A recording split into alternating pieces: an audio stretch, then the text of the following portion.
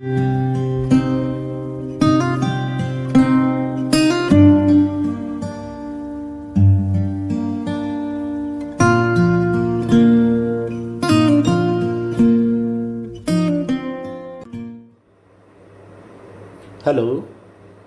Good morning students,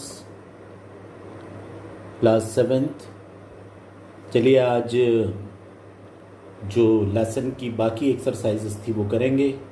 ये है आपकी किताब D.A. ट्रेसलर की लिखी हुई स्मार्ट इंग्लिश, और हम लोगों ने अभी कंप्लीट किया था lesson a pump that made a difference. और इसकी एक्सरसाइजेस जो मैंने आपको इससे पहले के क्लास में आपको बताया था कि सेंटेंसेस कितने तरह के होते हैं। सेंटेंसेस के मैंने टाइप बताए थे आपको कि डिक्लेरेटिव सेंटेंस जिसमें किसी चीज़ का हम डिक्लेरेशन करते हैं, किसी चीज़ के बारे में हम बताते हैं। अलावे इसके आपको मैंने बताया था कि पॉजिटिव सेंटेंस या नेगेटिव सेंटेंस या इंटरोगेटिव सेंटेंस हो सकता है। अलावा इसके एक आपको बताया था मैंने इम्पेरेटिव सेंटेंस। इम्पेरेटिव जिसमें कोई आदेश दिया जाता है, open the door, shut the door, stand up, sit down वगैरह वगैरह। और एक्सक्लेमेटरी सेंटेंस मैंने आपको बताए थे जिसमें साइन ऑफ एक्सक्लेमेशन लगाते हैं, ये वाला कि ये उसकी पहचान होती है, साइन ऑफ एक्सक्लेमेशन जो है, कि जिसमें जब आप सरप्राइज, कोई सुख, दुख, खुशी अचानक जो होती है, सडन जो फीलिंग्स आती हैं दिल में, उसके बारे में जब कभी भी आप बताते हैं तो एक्सक्लेमेटरी सेंटेंस का इस्तेमाल किया जाता है। अलावा इसके मैंने आपको बताया था कि कोई सब्जेक्ट और प्रेडिकेट क्या होता है। ये देखिए, ये एक सेंटेंस मैंने आपको लिख के समझाया था कि tiger is a wild animal. किसके बारे में बात हो रही है? यह है टाइगर। बाघ एक जंगली जानवर है, ये तो हम किसके बारे में कह रहे हैं? बाघ के बारे में, यानी टाइगर के बारे में। तो जिसके बारे में ये कहा जाता है वो होता है सब्जेक्ट, और बकाया जो कुछ भी होता है उसमें सब्जेक्ट को हटा दें तो सेंटेंस में बाकी जो कुछ भी बचता है वो प्रेडिकेट कहलाता है। तो प्रेडिकेट के कई हिस्से हो सकते हैं, जैसे आप यहाँ पर इज देख रहे हैं, तो ये जो इज है ये हेल्पिंग वर्ब है, या जिसे हम ऑक्सिलरी भी कहते हैं। आप सभी जानते हैं आर्टिकल है, वाइल्ड एडजेक्टिव है,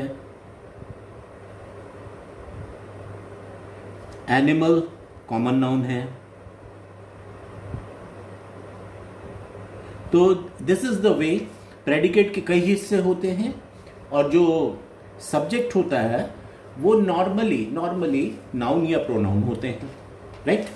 तो यहाँ पर आपकी जो अगली एक्सरसाइज हमें करनी है वो है ये वाली A, punctuate the following words, use capital letter as required, identify sentences as declarative, अगर है तो उसके आगे डी लिख देना है, interrogative I, imperative I, exclamation और इंटरजेक्शन। तो जब भी आपके सामने कोई इस किस्म की चीज़ आती है तो आपको पहचानना आना चाहिए। तो चलिए अब शुरू करते हैं। पहला जो सेंटेंस हमें दिया हुआ है नंबर 1 पे है, what an amazing work of art. हमें ये भी देखना है यहाँ पे, क्योंकि कहा है कि पंक्चुएट करना है। तो पंक्चुएट करने का अर्थ होता है कि उसमें कहीं पर कॉमा फुल स्टॉप नहीं लगा है तो वो लगाना है, कैपिटल लेटर्स का ध्यान देना है ना। तो ये पंक्चुएशन कहलाता है। तो आप देख रहे हैं यहाँ पर what an amazing work of art. इसमें डब्ल्यू स्मॉल दिया हुआ है। आप सभी जानते हैं कि सेंटेंस का जो पहला लेटर होता है वो हमेशा कैपिटल लेटर होता है। तो what an amazing work of art में हम सबसे पहले तो इस सेंटेंस को सही ढंग से लिखेंगे। तो डब्ल्यू को हमने कैपिटल कर दिया, what an amazing work of art. ये एक तारीफ के लिए कहा जा रहा है कि कितना खूबसूरत, कितनी खूबसूरत एक कलाकारी है ये, what an amazing work of art. तो यहाँ पर हम साइन ऑफ एक्सक्लेमेशन लगा रहे हैं। ये जो मैंने आपको बताया कि एक लकीर और उसके नीचे बिंदी लगी होती है, साइन ऑफ एक्सक्लेमेशन है। हिंदी में आप इसको शायद विस्मयादि बोधक चिन्ह कहते हैं, राइट। और ई हमने इसलिए लिखा है कि पता चले कि ये एक्सक्लेमेशंस है, एक्सक्लेमेटरी सेंटेंस है, इसलिए हमने ई। आप चाहे तो पूरा का पूरा एक्सक्लेमेशन भी लिख सकते हैं यहाँ पर, ठीक है। तो ये हमने पहचान लिया कि ये किस किस्म का वाक्य है। अब आगे बढ़ते हैं। Why did he say he was ill when he stayed home to watch a football match on TV, right. अब देखिए व्हाई, जब कभी भी ये इस किस्म से वाक्य देखिए, यहाँ पर व्हाट, व्हाई नॉर्मली ये सारे क्वेश्चन वर्ड्स कहलाते हैं। What, why, when, where. लेकिन यहाँ पर what an amazing work of art, यहाँ पे क्वेश्चन नहीं किया गया है। लेकिन यहाँ पर देखिए why did he say he was इल, उसने ऐसा क्यों कहा कि वो बीमार है, जबकि when he stayed home to watch a football match on TV, और जबकि वो घर में बैठकर फुटबॉल मैच देख रहा था टीवी पर। तो ये सवाल किया गया है, राइट। तो हमने इसका डब्ल्यू को कैपिटल किए कि why did he say he was ill, right. यहाँ पर हम एक कॉमा लगाएंगे। When he stayed home to watch a football match on TV, और आगे क्वेश्चन मार्क, और आगे हमने आई लिखा है इसलिए क्योंकि ये इंटरोगेटिव सेंटेंस, क्या है ये इंटरोगेटिव सेंटेंस है। ओके फाइन, तो आप इसे इंटरोगेटिव भी लिख सकते हैं। तीसरे पे आते हैं। The Amazon, right, the Amazon is the largest river on planet earth. तो द अमेजन, अमेजन किसी भी नदी के आगे द लगाया जाता है, आप जानते होंगे। The Ganga, the Yamuna, the Bhagirathi, the Krishna. तो अमेजन एक नदी का नाम है। यहाँ पे कहा जा रहा है कि हमारा जो प्लैनेट अर्थ है, इस पर मौजूद जितनी नदियाँ उनमें अमेजन सबसे बड़ी है। तो द अमेजन, तो अमेजन का ए कैपिटल होगा हमेशा, द अमेजन, क्योंकि ये प्रॉपर नाउन है। The Amazon is the largest river on planet earth, full stop. यहाँ पे आप ये देखेंगे कि जैसे द लार्जेस्ट, जब कभी भी सुपरलेटिव डिग्री यूज होती है, राइट, आपको मालूम है positive degree, comparative degree, superlative degree. जैसे गुड, बेटर, बेस्ट, राइट। तो गुड है पॉजिटिव डिग्री, बेटर है कंपैरेटिव डिग्री, और बेस्ट है सुपरलेटिव डिग्री। अच्छा, दो चीज़ों के बीच में कंपेयर हो रहा है, उससे अच्छा और सबसे अच्छा, राइट। तो यहाँ पर जब कभी भी सुपरलेटिव डिग्री का इस्तेमाल होता है तो उसके आगे द आर्टिकल लगाया जाता है, ये याद रखेंगे आप।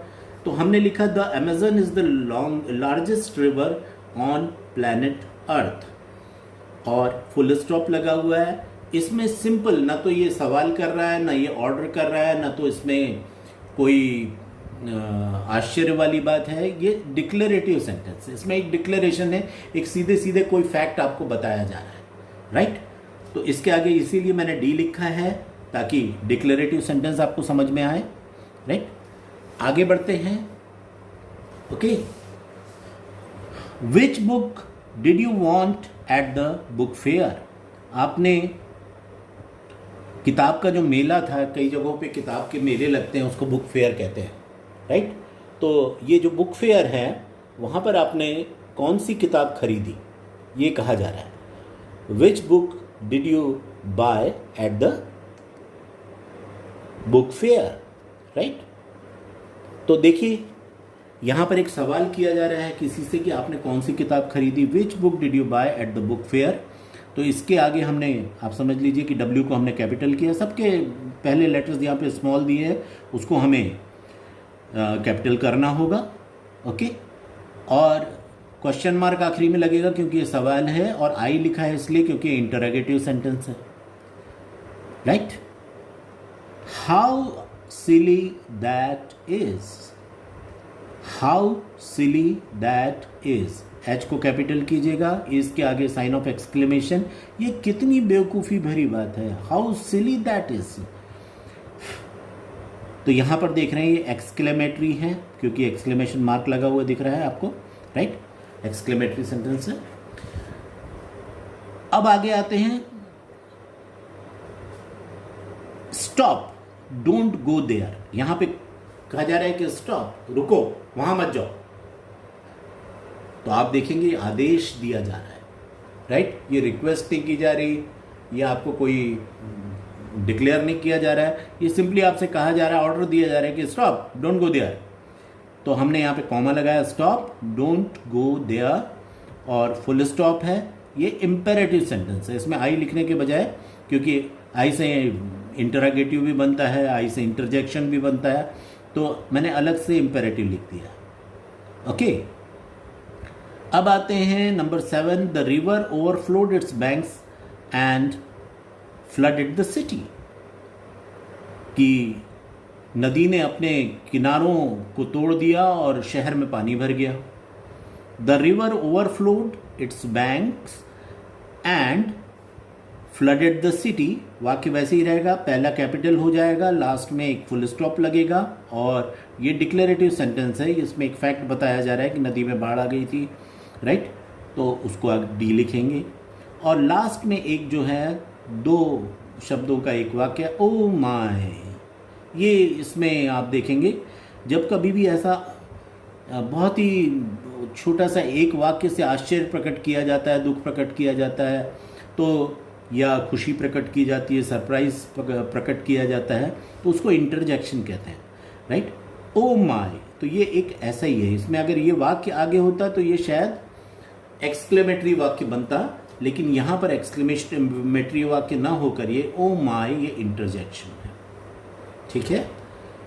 तो ये मैंने इंटरजेक्शन लिखा हुआ है, समझ गए आप लोग, राइट। अब हम थोड़ा सा आगे बढ़ते हैं और आते हैं एक्सरसाइज नंबर बी पर। इसमें करना यह है कि underline the subject and circle the verb in each sentence. हमें जो वाक्य दिए हैं 5, उसमें पहचानना है सब्जेक्ट कौन सा है, और इसके बाद वर्ब यानी क्रिया, उसको हमें गोला लगाना है, राइट। अब देखिए पहला sentence, the jowar crop was drooping under the hot sun.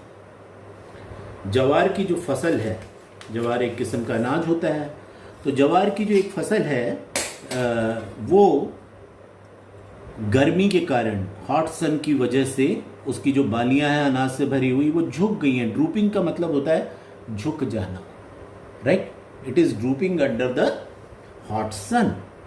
तो ये किसके बारे में बात हो रही है यहाँ पर, ज्वार क्रॉप के बारे में। तो ज्वार क्रॉप को हमने नीचे अंडरलाइन किया है क्योंकि ये कहा गया है कि अंडरलाइन द सब्जेक्ट। और ड्रूपिंग, ड्रूप, ये एक वर्ब है, राइट, इसको हमने सर्किल किया है। सेकंड सेंटेंस पे आते हैं, Himmat heard the whirr of the pump every morning at 10। Himmat रोजाना सुबह 10 बजे पंप की आवाज सुना करता था, राइट।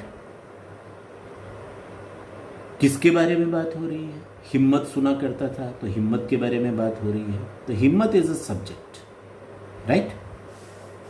हिम्मत heard the whir of the pump every morning. Hear, heard, heard. Verb के 3 फॉर्म्स होते हैं, आपको मालूम है। तो यहां पर HERD heard ये वर्ब है, उसको हमने सर्किल किया। तीसरा, he wondered how dark, wet and slimy the tank was inside. उसने सोचा कि कितना अंदर जो टैंक है वो कितना उसमें अंदर अंधेरा, गीलापन, और स्लाइमी मतलब जिसमें काई वगैरह आ जाए, चिकनाहट, right. The tank was inside, अंदर से टैंक कितना गंदा बिल्कुल वो है। तो यहाँ पर हमें पहचानना है सब्जेक्ट। किसने सोचा? ही। वंडर्ड, ये वर्ब है यहाँ पर, राइट। वंडर, WNDER, उसका ये सेकंड फॉर्म है, तो इसको हमने सर्किल किया। अब आते हैं नंबर 4 में। The children tell the villagers to come for the play through Prabhat pheris. जो बच्चे थे उन्होंने गांव वालों को प्रभात फेरी के माध्यम से अपने नाटक के बारे में बताया, उनसे आने का निवेदन किया। तो द चिल्ड्रन ये सब्जेक्ट है, टेल विलेजर्स को उन्होंने बताया, बताना एक क्रिया है, इसलिए इसको हमने सर्किल किया। Number 5, they swept the school and made it clean. Sweep करना मतलब साफ करना, राइट। इसी से बना है, जो साफ सफाई करने वाले जो होते हैं उन्हें स्वीपर कहते हैं, right. They swept the school and made it clean. बच्चों ने स्कूल की साफ सफाई की और उसे साफ कर दिया। तो दे यहाँ पर सब्जेक्ट है, स्वेप्ट यहाँ पर वर्ब है, इसलिए दे के नीचे अंडरलाइन, स्वेप्ट को एनसर्किल करना है, राइट। यहाँ पर अब अगले में आ रहा हूँ मैं, इसको भी थोड़ा सा ध्यान रखेंगे। Only the subject affects the verb. जो कुछ भी आप यहाँ पर जो वर्ब्स हम देख रहे हैं, ये वर्ब जो होती है इस पर सबसे ज़्यादा, यानी जो जिस चीज़ का असर आता है वो आता है जो इसका सब्जेक्ट होता है। तो सब्जेक्ट और वो वर्ब जो होती है वो हमेशा एक दूसरे से उनका तालमेल होना चाहिए। इसमें आपको ये याद रखना है कि अगर सिंगुलर वर्ब है, यानी कोई सिंगल, आई, यू अगर सिंगल है, ही, शी, इट, राइट, तो ये सिंगुलर वर्ब्स होती हैं। और प्लूरल वर्ब होती है वी, दे, राइट। तो यहाँ पर ये कहा गया है कि सब्जेक्ट और verb they must agree in number. जैसे he loves ice cream, they love ice cream. यहाँ पर जब भी प्रेजेंट इंडेफिनिट का कोई सेंटेंस होगा, राइट, तो अगर वर्ब सिंगुलर है और थर्ड पर्सन है तो जो वर्ब है उसके आगे एस लगा दिया जाता है, इसलिए ही लव्स आइसक्रीम लिखा गया। यहाँ पर दे प्लूरल है, इसीलिए यहाँ पर एस न लगाकर या तो एस, दे लव आइसक्रीम, राइट। यानी ही, शी, इट अगर होता तो यहाँ पर कोई भी वर्ब होती है उसके आगे एस या एस लगाया जाता, अगर प्रेजेंट इंडेफिनिट का सेंटेंस है, right. And don't let the words confuse after the subject confuse you. Don't let the words used after the subject confuse you. The crow on the tree has a grape in its mouth. The girls in the blue jeans are from my school. The colors of the rainbow are so pretty. यहाँ पे देखिए, ये आपको ही के बाद तुरंत आपको verb नजर आ जा रही थी, इसलिए आपको पहचानना आसान हो रहा था, लेकिन इन सेंटेंसेस में वर्ब बाद में आई है। The crow on the tree has, जब क्रो सिंगुलर है तो हैज लगेगा, अगर क्रोज होता तो हैव लगता। द गर्ल्स प्लूरल है तो यहाँ पर जो वर्ब है वो आर, ARER, अगर एक गर्ल होती तो ये इज होता, राइट। वैसे ही द कलर्स प्लूरल है तो यहाँ पर आर लगाया जा रहा है, अगर सिंगुलर है तो इज होता, राइट। अब आते हैं आगे, ओके, चलिए देखें जरा। When sentences begin with here, there, the subject is always placed after the verb. There were many ladies in the, यानी कि जब भी there were का यूज होगा, राइट, there were, तो सब्जेक्ट उसके बाद आता है वर्ब के बाद। There were many ladies in the park. Here is the ring. You were, आप देखेंगे यहाँ पे पहले वर्ब आई हैं, वर्ब के बाद ये सब्जेक्ट आया है। तो ऐसे कुछ सेंटेंस होते हैं जिसमें देयर, हियर, ये सब चीज़ें आती हैं, तो उसमें जो सब्जेक्ट है उसको वर्ब के बाद लिखा जाता है। इसके बाद वो सब्जेक्ट्स जो एंड लगाए जाते हैं वो प्लूरल वर्ब्स के साथ, जैसे माया एंड मालिनी। माया एंड मानी आर ट्विंस, यहाँ पे दो लड़कियाँ हैं, एंड से इनका नाम जोड़ा गया है तो आपको मानना है कि एक से ज़्यादा है, प्लूरल है, इसीलिए यहाँ पर आर लगा है। अगर ये दो नहीं होती, राइट, तो इज लगाते हैं हम। अब the verb is singular if the two subjects join by and refer to the same person और थिंग, राइट। जैसे कोल्ड कॉफी, आइसक्रीम, ये जो है ये दो अलग अलग हैं, आइस और क्रीम, लेकिन दोनों मिलकर एक ही वाक्य बना रही हैं, राइट। तो यहाँ पर कोल्ड कॉफ़ी, राइट, या आइसक्रीम, ये किसी एक ही चीज़ का नाम है, इसीलिए यहाँ पर हमने इसे इज लगाया, ठीक है।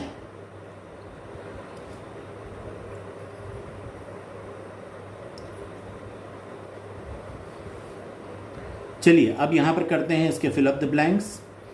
देयर इज लगेगा या आर लगेगा? There are crowds of people or there is crowds of people in the mall during the weekend, right. तो यहां पे क्राउड्स हैं, तो there are crowds of people in the mall during the weekend, right. यहां पे हमने are चुना है। सेकंड, हॉट राजमा एंड चावल, इसमें ये यहाँ पर एस लगेगा, tastes, right. Hot rajma and chawal taste so delicious on a cold day. ये एक राजमा चावल एक पंजाब का एक बहुत लोकप्रिय खाना है, तो ये ज़्यादातर ठंड के दिनों में खाया जाता है, गर्म गर्म चावल और राजमा।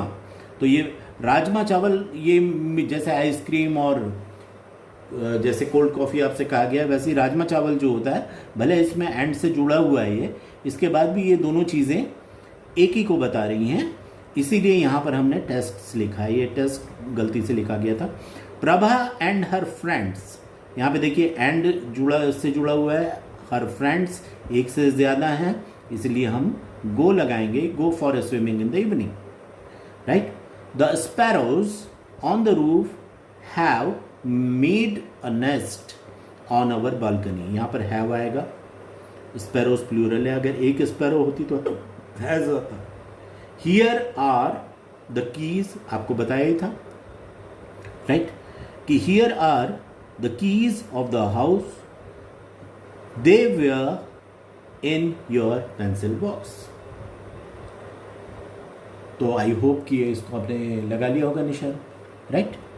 अब करना यह है कि listen carefully to what your teacher reads out the match of the following statements and answer the questions given in the table, right.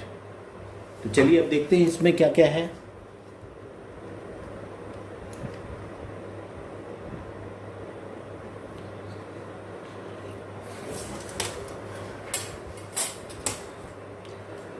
Evaporation occurs, यहाँ पर दो टेबल्स दिए हुए हैं, उसको हमें मैच करना है। इवोपरेशन मतलब जो पानी का उड़ना, भाप बनना, उसको इवोपरेशन कहते हैं, आपने साइंस में पढ़ा होगा।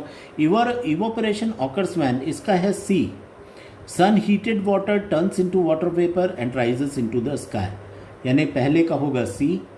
दूसरा कंडेंसेशन इज द, इसका होगा D, cooling of water vapour which forms cloud water in the sky.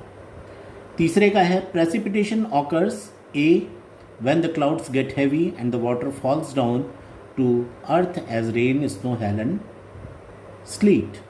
And collection takes place, इसका होगा B, when water falls back into water bodies और get soaked into the earth as ground water. ठीक है, यहाँ पर ये complete हुआ हमारा। इसकी जो ये एक्सरसाइज है, imagine that you are talking to a friend who studies in a different school, they do not get drinking water in the school, talk about the difficulty she is facing, use the suggestions given below.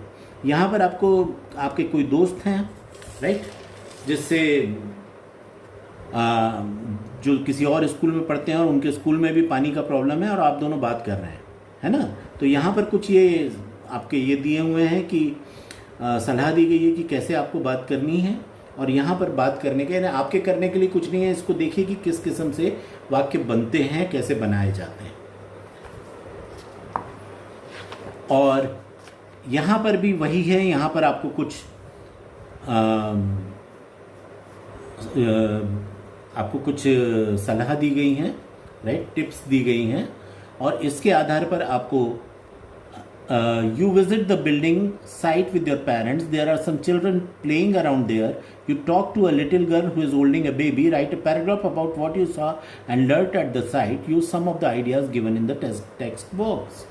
कि आप किसी जहाँ building बन रही है ऐसी जगह पर अपने मम्मी पापा के साथ जाते हैं, वहाँ पर बहुत सारे बच्चे खेल भी रहे हैं। आप एक छोटी बच्ची से बात करते हैं जिसके गोद में एक छोटा सा बच्चा है, और उससे बात होने के बाद आपने वहाँ पे क्या देखा वगैरह वगैरह, तो उसको आपको यहाँ पर लिखना है।